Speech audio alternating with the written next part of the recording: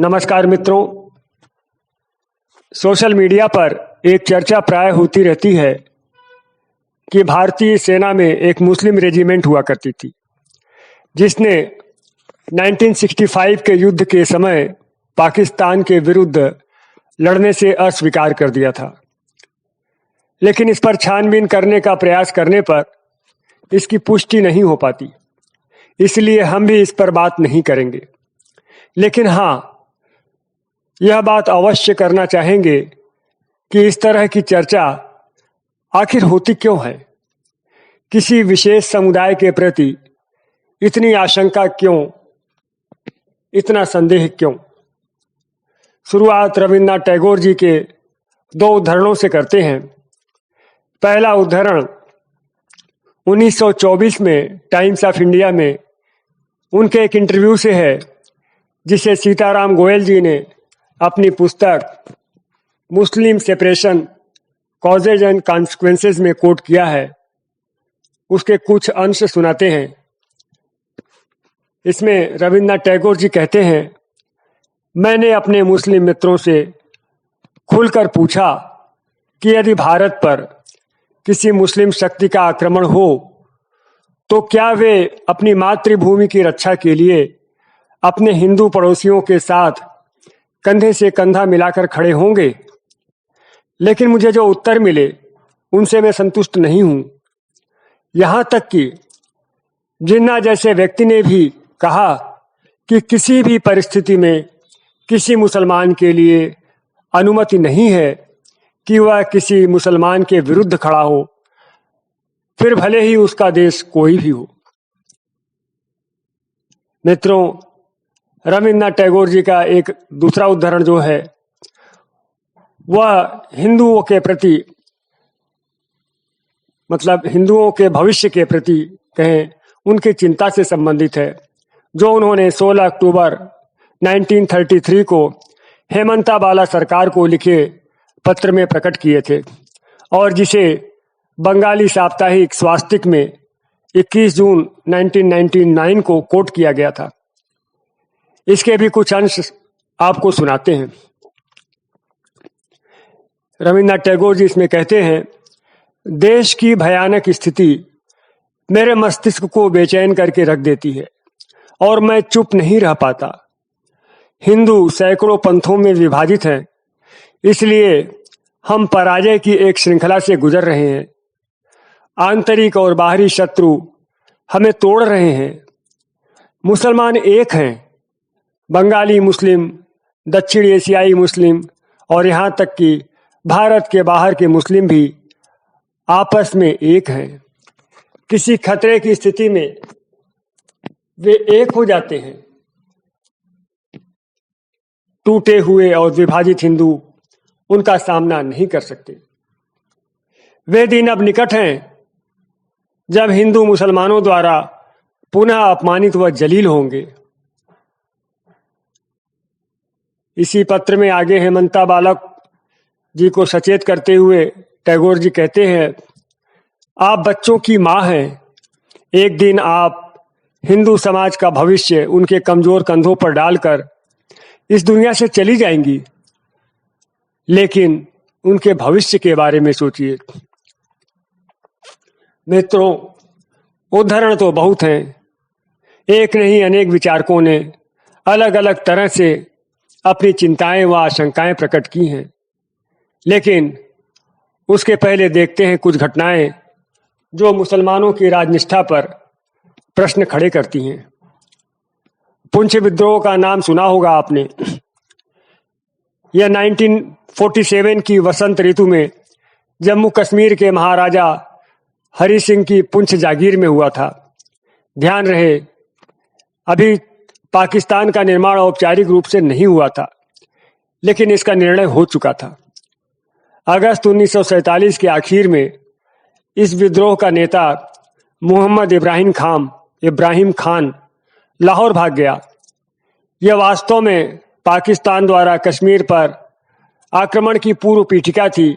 एक पृष्ठभूमि तैयार की जा रही थी, एक माहौल तैयार किया जा रहा था, जिससे ये कहा जा सके कि यह तो वास्तव में भारत का आंतरिक विद्रोह था।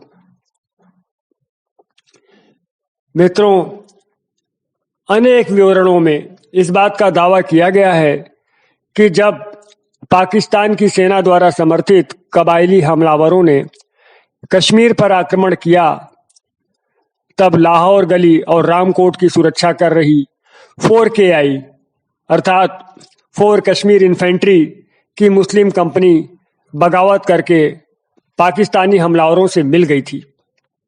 इसी तरह डोमेल के मुस्लिम सैनिक भी दुश्मनों से मिल गए थे।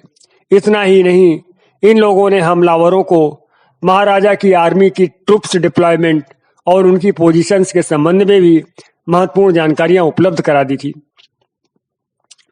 खैर मित्रों, एक सैनिक के रूप में अपने कर्तव्य से विश्वासघात करने के उदाहरण तो और भी हैं, लेकिन उसके पहले आपको नेशनल कॉन्फ्रेंस के नेता श्री फारूक अब्दुल्ला जी द्वारा दिए गए उस वक्तव्य को भी क्षमा कीजिएगा अपने मस्तिष्क में ताजा कर लेना चाहिए, जिसमें उन्होंने चीन के सहयोग से जम्मू कश्मीर में अनुच्छेद 370 की पुनर्बहाली की बात कही थी। मित्रों, बात आगे बढ़ाएं उसके पहले चर्चा सरदार वल्लभ भाई पटेल के उस भाषण की करते हैं, क्षमा कीजिए, जो उन्होंने 3 जनवरी 1948 को कोलकाता में दिए थे। सुनते हैं इसके कुछ अंश।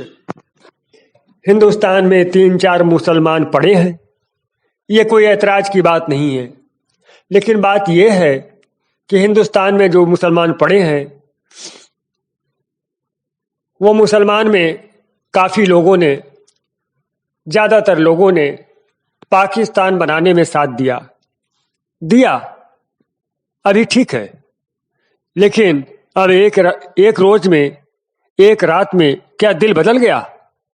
वो मुझे समझ में नहीं आता कैसा बदल गया, कि एक रोज में दिल सबका कैसे बदल गया। कहते हैं कि हम वफादार हैं, तो हमारी वफादारी में शंका क्यों की जाती है? आपको सस्पिशन क्यों आता है? तो हम कहते हैं कि हमको क्यों बोलते हो? अपने दिल से पूछो, भीतर पूछो। तो मित्रों, ये सरदार पटेल की स्पीच के अंश थे, जिसमें उन्होंने जो अपनी बात कही आपने सुनी।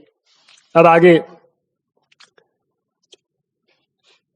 1565 में तालीकोटा के युद्ध की बात करते हैं, जिसमें एक ओर तो विजयनगर साम्राज्य था, तो दूसरी ओर दक्षिण के सुल्तानों का गुट था, जिसमें अहमदनगर, बीजापुर, गोलकुंडा और बीदर की मुस्लिम सल्तनतें शामिल थीं। इस युद्ध में विजयनगर की हार हुई और सुल्तानों के गुट की विजय हुई। मित्रों, हार जीत तो युद्ध में चलता ही रहता है, लेकिन किसी हार से किसी साम्राज्य के इस तरह नष्ट होने के उदाहरण इतिहास में कम ही मिलते हैं। इस युद्ध में विजयनगर साम्राज्य के हार के अनेक कारण गिनाए गए हैं, लेकिन शायद ही कभी इस बात पर चर्चा होती है कि गिलानी ब्रदर्स सहित बड़ी संख्या में मुस्लिम सैनिकों ने विजयनगर के प्रति अपनी राजनिष्ठा से विश्वासघात किया और धर्म के नाम पर शत्रुओं का साथ दिया। उस समय सदाशिवराय विजयनगर का शासक था, लेकिन शासन की वास्तविक शक्ति मंत्री रामराय के हाथों में थी। उसने सेना में बड़ी संख्या में मुस्लिम सैनिकों की भर्ती की। इन्हीं मुस्लिम सैनिकों में 2 भाई भी थे, जिन्हें इतिहास में गिलानी भाइयों के नाम से जाना जाता है। कहा जाता है कि ये दोनों अनाथ मुस्लिम बच्चे थे, जिन्हें राम राय ने बड़े प्यार से पाला और पढ़ाया लिखाया, यहाँ तक कि घर के आंगन में ही उनके लिए मस्जिद भी बनवा दी, जिससे ये अपने धर्म का अच्छी तरह से पालन कर सकें। इतना विश्वास था इन पर राम राय का कि आगे चलकर उन्होंने इन्हें विजयनगर की सेना में सेना नायक तक बना दिया। लेकिन तालीकोटा के युद्ध में जबकि विजयनगर साम्राज्य की सेना दक्षिण के अनेक मुस्लिम राज्यों की संयुक्त सेना से लड़ रही थी और विजय के अत्यंत निकट थी, तभी अचानक राम राय ने देखा कि उनकी सेना की पिछली पंक्ति पर गिलानी भाइयों के नेतृत्व में दो मुस्लिम डिविजन्स ने हमला कर दिया है। आप समझ सकते हैं मित्रों, युद्ध के मैदान में सेनाएं आमने सामने से लड़ती हैं। वे ये नहीं सोच सकती कि पीछे से उनकी ही सेना उन पर हमला कर देगी। यह बहुत ही अप्रत्याशित स्थिति होती है, कल्पना से परे की स्थिति होती है, जो तालीकोटा के युद्ध में हुई। गिलानी भाइयों के नेतृत्व में जो सेनाएं थी, उन्हें लेकर उन्होंने विजयनगर की सेना पर हमला कर दिया और वो भी पीछे से। उन्होंने उनकी आर्टिलरी पोजीशंस पर अधिकार भी कर लिया। मित्रों, तोपखाने युद्ध में महत्वपूर्ण भूमिका निभाते हैं। नतीजा ये हुआ कि तोप के गोले विजयनगर की सेना पर ही बरसने लगे। आप देखिए तो सही, विजयनगर साम्राज्य के तोप के गोले विजयनगर की सेना पर बरसने लगे। कई गोले राम राय के हाथी के पास भी गिरे, जिनके कुछ टुकड़े हाथी को लग गए। नतीजा ये हुआ कि राम राय हाथी से गिर पड़ा और उसे बंदी बना लिया गया। कहा जाता है कि निजाम शाह ने उससे इस्लाम स्वीकार करने को कहा तो उसने कहा, नारायण कृष्ण भगवंता। सुनिए आप, नारायण कृष्ण भगवंता, माने नारायण कृष्ण ही मेरे ईश्वर हैं। अब होना क्या था, इतना कहने के बाद वो जीवित कैसे रह सकता था? उसका सिर काट दिया गया। विश्वासघात की ऐसी ही घटनाएं होलकर सेनाओं के साथ भी घटी थी, जहां गफूर खां और आमिर खां नाम के सेनापति विश्वासघात करते हुए अंग्रेजों से मिल गए थे और होलकरों को हार का सामना करना पड़ा था। नवंबर 1817 में आमिर खां को टोंक की जागीर देकर वहां का नवाब बना दिया गया। उसने अपनी सेना को भंग कर दिया और राजपूताने की ओर चला गया। कुछ इसी तरह का विश्वासघात सेनापति गफूर खां ने भी किया। माहिजपुर की लड़ाई में होलकर तोपों ने अंग्रेजी सेना पर इतना भीषण हमला किया था कि अफरा तफरी मच गई थी। अंग्रेज ये लड़ाई हारने ही वाले थे कि गफूर खां ने विश्वासघात कर दिया और अपनी सेना लेकर युद्ध के मैदान से बाहर निकल गया। अंग्रेजों ने गफूर खान के इस विश्वासघात के लिए उसे जावरा की जागीर देकर वहां का नवाब बनाया। मित्रों, कुछ और घटनाओं की चर्चा करेंगे, लेकिन इसके पहले आपको अंबेडकर जी के विचार सुनने चाहिए जो उन्होंने इस्लाम के संबंध में प्रकट किए थे। उनका मानना था कि इस्लाम एक सच्चे मुसलमान को कभी भी यह अनुमति नहीं देता कि वह भारत को अपनी मातृभूमि के रूप में स्वीकार करे और एक हिंदू को अपना सगा समझे। खैर, अब बात शाह वली उल्लाह की, जिन्होंने अहमद शाह अब्दाली को भारत पर आक्रमण करने के लिए आमंत्रित किया था। यह मुगल साम्राज्य के पतन का दौर था। मराठा पताका पूरे भारत में छाती चली जा रही थी। सिख और जाट शक्तियां भी उभर रही थी। लेकिन यह बात शाह वली उल्लाह जैसे लोगों को रास नहीं आ रही थी। शाह वली उल्लाह के पिता का नाम शाह अब्दुल रहीम था, जो विद्वानों की उस समिति में शामिल थे जिन्होंने फतवाए आलमगीरी का संकलन किया या लिखा, जैसा भी आप कहना चाहें।